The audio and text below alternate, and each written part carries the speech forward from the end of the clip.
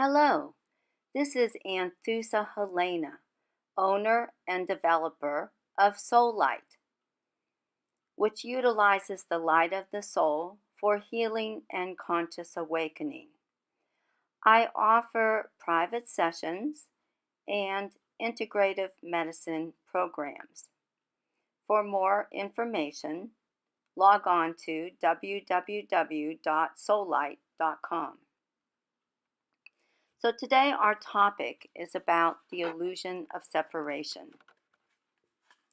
One of Sollite's missions, besides healing and conscious awakening, is healing or observing, bringing into spiritual conscious awakening, the illusion of separation, which is the core underlying illness of humanity. A real tragedy for us individually and globally. The ultimate cure being to remember the truth of who we really are, which is spiritual divine beings having a human experience. Now, I've gotten my doctorate in spiritual counseling with a dissertation in comparative religions done on the metaphysical versions of these spiritual religions. So one of the aspects that I studied was Sufism. In Sufism, this inner war, this inner conflict of separation is known as the Mujahada. The Mujahada is the ultimate duality of opposites. And what the Sufis work to do is to bring this into unity consciousness. Now think of this as if you are in a peaceful meditative state or out in nature contemplating nature and all its beauty and just at calm and oneness with your experience, you are then not necessarily having the experience of duality or separation. Because when we are in stillness and peace, we are not thinking. And when we are not thinking, we are just being. So our beingness in the state of silence and peace is a doorway to evolving beyond the illusion of separation and also ultimately rising above and coming into a different state of perspective, awareness, and consciousness about this topic of duality and separation. So I'm going to actually look at this topic of separation or opposites or duality in two different realms today. The first being the physical realm, and the second being the spiritual awakening realm. Starting with the physical level of the mechanism of separation, I want to discuss that early in the 1950s, Dr. Hans Selye, which was an endocrinologist and neuroscientist, researched and made to claim the model of which we operate today, which is the stress response model. He was nominated at that time for the Nobel Peace Prize. So, continuing on, this physical mechanism is in the center of the brain, in the cranial fourth ventricle, which is known through cranial sacral therapy.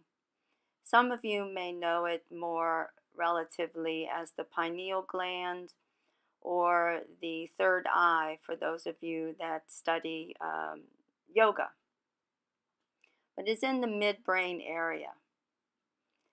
And two of the most important aspects we're looking at are the amygdala and the hippocampus.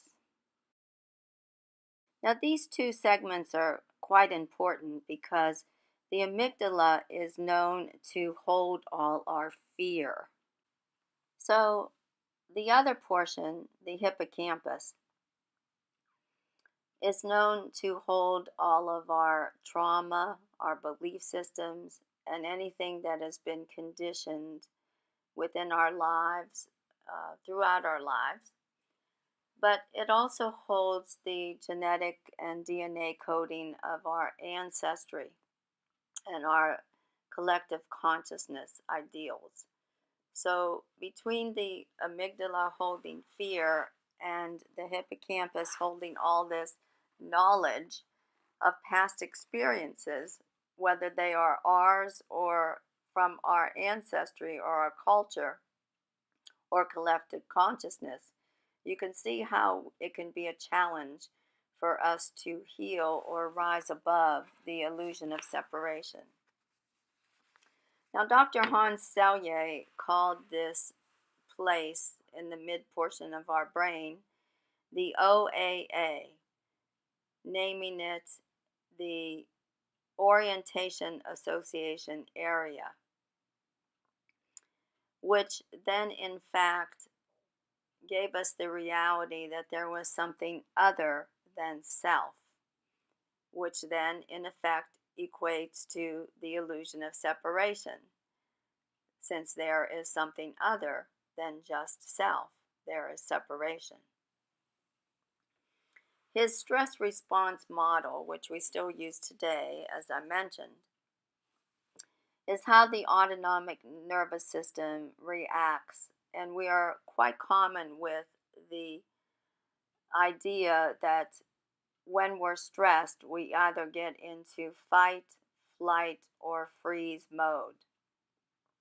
If you can have the example of a cat, when something startles the cat, its eyes might get really big, its hair or fur may stand up on its head or on its body, or it may decide to scamper away very quickly, or then it may also take the other response where it's going to take active participation and fight with whatever it is faced with at the moment.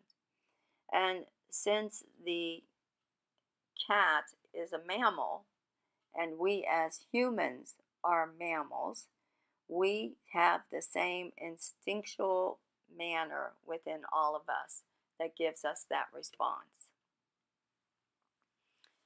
So you can see that if you have trauma and it becomes a chronic trauma, that you can get frozen and stuck in life at a high vibration of stress that is just always occurring.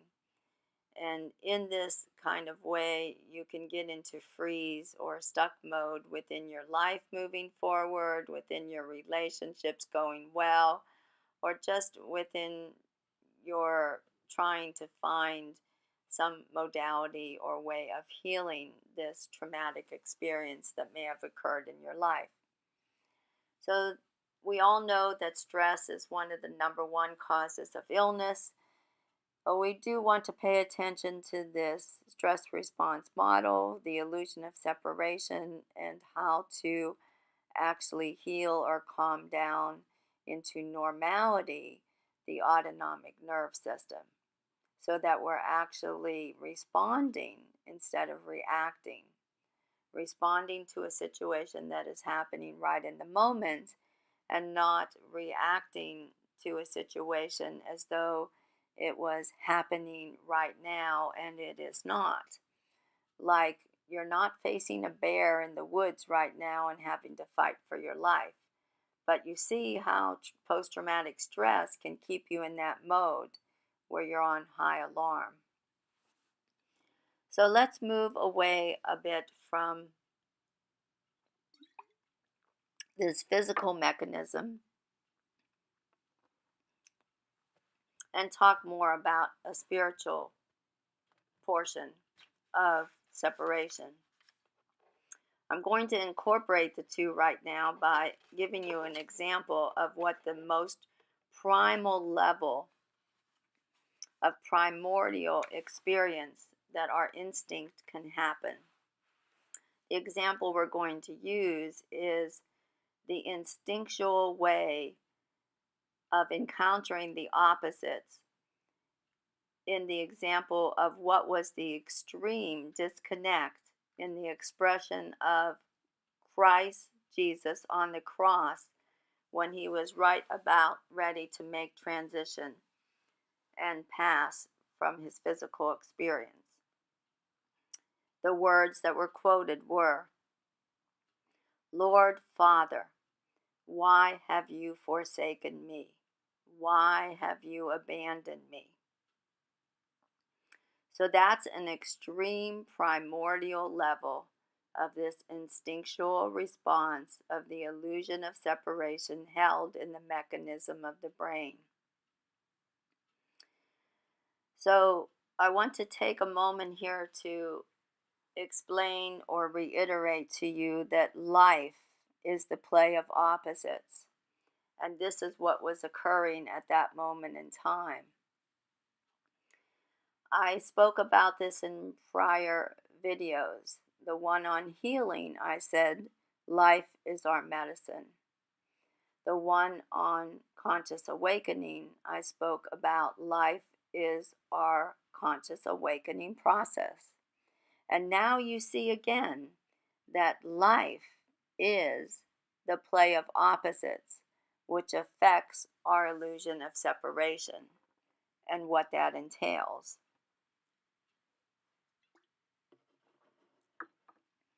So, what if I told you that there is no duality?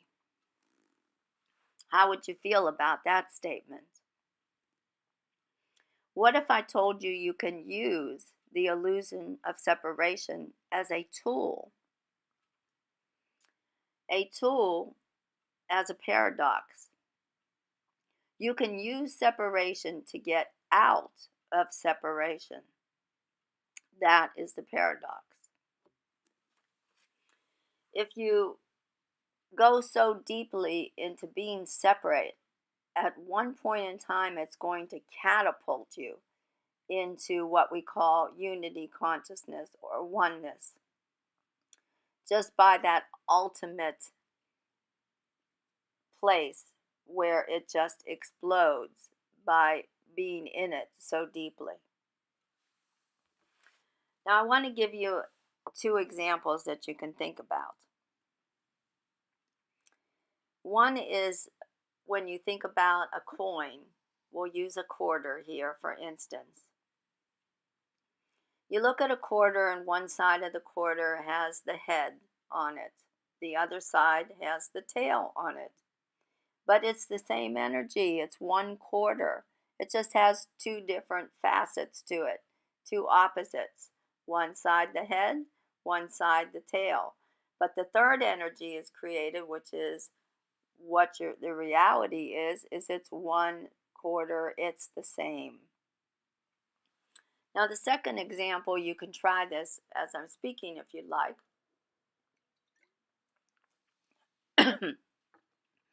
As if you were visually watching, which some have done prior to this video podcast. If you're looking at me and you're listening and resonating and experiencing and having one of your senses, your sight, be in interplay, you feel more connected to what I'm saying and to me. But by chance, which is an experience, if you actually turn away and you turn your back to me, you still hear me, you still feel me somewhat, but you've lost the sense of sight. So in some way you feel disconnected or some sort of disconnect because you've lost that sense of sight. And all you need to do is have an internal pivot, and in this case, an external pivot where you turn around and you're facing me again. And then you're connecting visually, and you feel more in unity and oneness or connected with me because you're using that sense of sight. So that's a brief example that you could utilize to get a sense of what I'm talking about when we're talking about opposites, and then utilizing the opposites. Ultimately, we want to merge and conjoin with the opposites. We want to see both of them simultaneously at the same time. Because when we experience the opposites at the same time, a new thing is born out of that, which is a third thing, a new energy.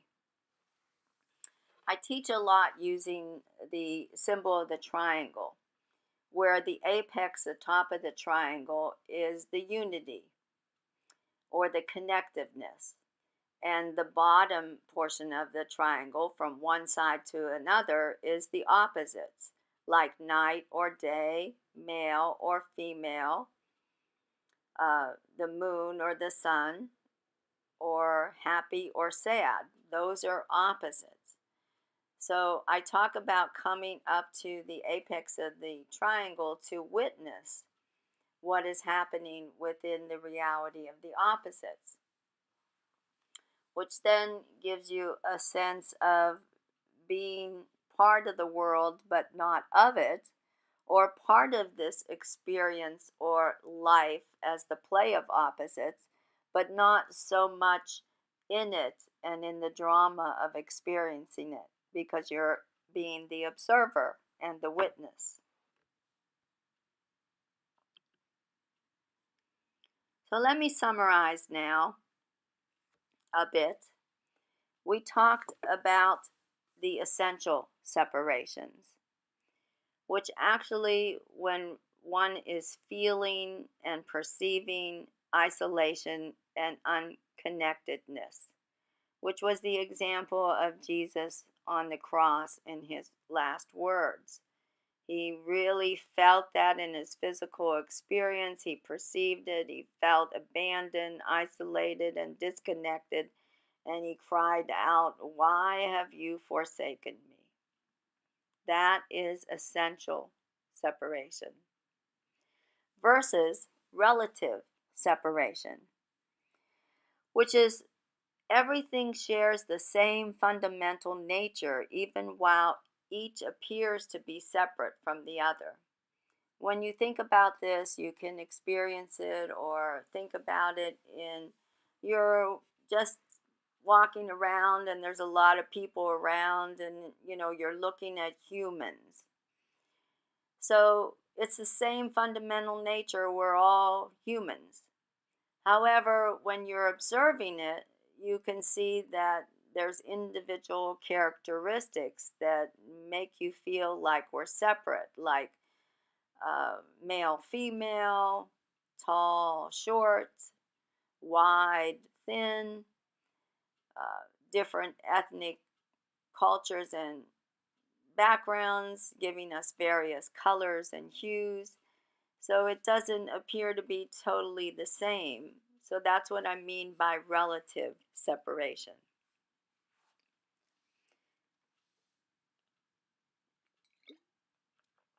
One of the important keys to conjoining the opposites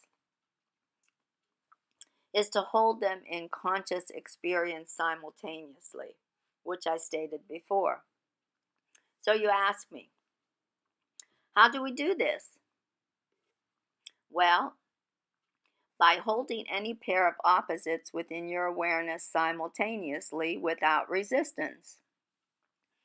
Well, here again, it's our human mind and the nature of the human mind to automatically have resistance. Resistance being the human mind wants to grasp on and pull it in and hold on to it, as opposed to pushing it away and not wanting to experience it. such as if we're feeling angry or sad, we tend to not want to feel that, so we want to push it away or do something else and just say that it's not really an experience we want to have. That's the pushing away. The pulling in is when we grasp onto it because we want to know that we're right and we have the right concept and we really got it. When we're having those kind of resistance opposites happening, that is not the place we want to be. That is a whole nother topic for another conversation.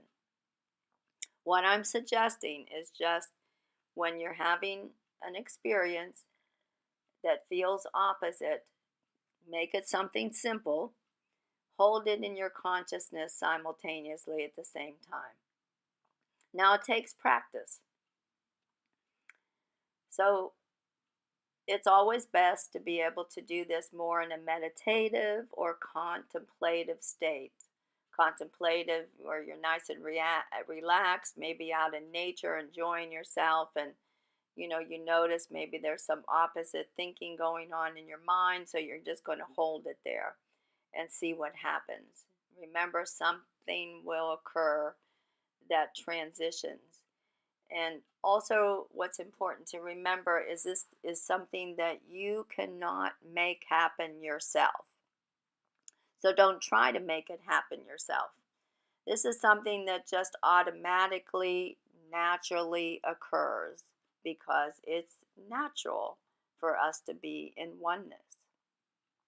Some call it that it's divine grace, which is correct as well.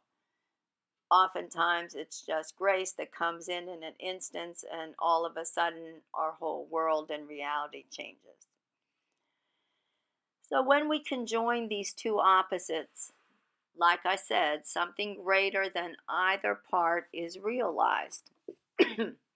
How do we do this, you might ask? By being a witness. However, I did speak about being a witness when I exampled with the triangle as becoming an observer above what is occurring in the opposites. I have to add here that eventually, at some point in time, the identity of being the witness is woken up from, and non duality unity is the result. So, just being a witness is not the end result, because there's always something more and beyond. When I say this as well, unity alone has its own limitations. So there is more and beyond unity consciousness. But that's a whole nother topic and another subject for another matter and time. In my integrative medicine program, I spend a whole month talking about awareness in the brain and on this separation and duality subject.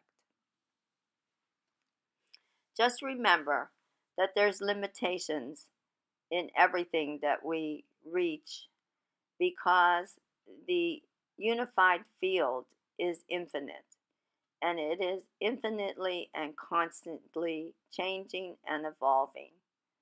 So we want to go beyond these limitations for ultimate freedom.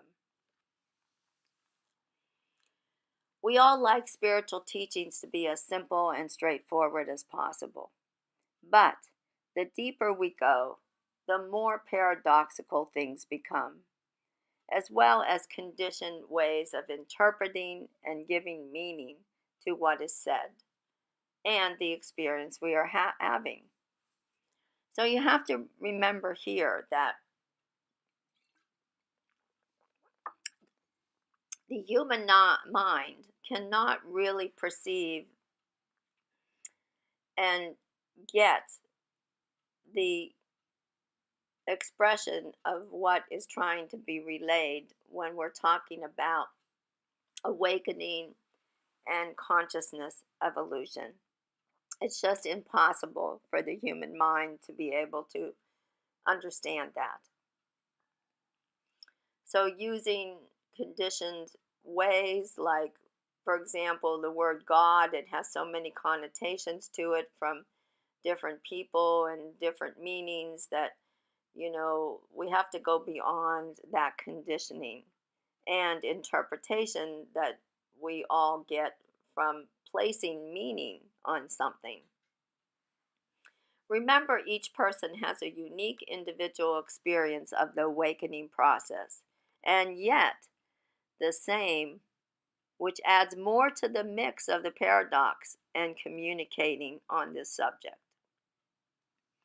as well as concepts like conscious, unconscious, subconscious, collective conscious, and archetypes are all words used to express the experience. But we are not engaging in metaphysics here. Metaphysical speculation is when we equate these meanings with absolute reality, when we possibly can mistake our means of expression with absolute reality. Do you understand that words and expression can be mistaken for what is real? And that's what we're trying to avoid and what I'm trying to convey here. None of what I say or teach is absolute truth, because the absolute truth of anything lies outside of all our means of communication. Let me say that again. Because the absolute truth of anything lies outside of all our means of communication. Admittedly, when dealing with highly paradoxical matters such as this, it poses a great challenge to both the teacher and the student alike. But together, I really feel that we can find our way.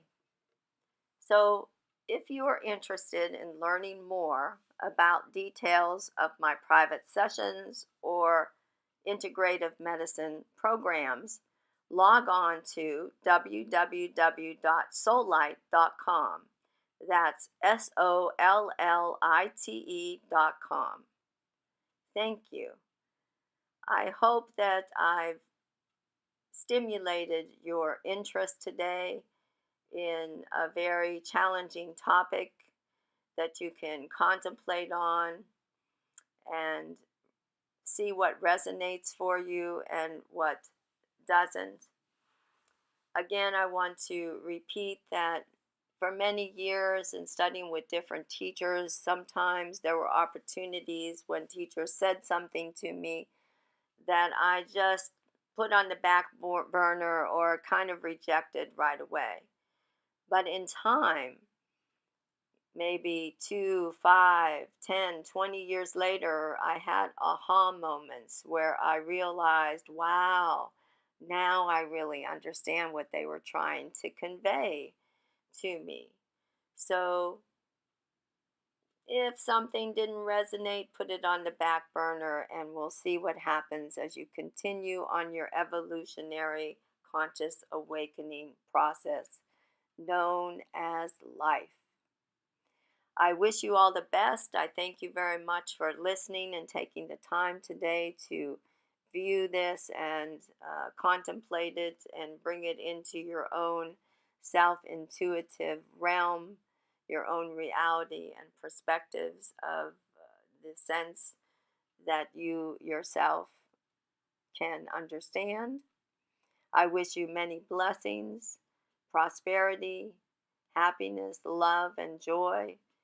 And again, thank you very much. Have a wonderful day. Bye for now.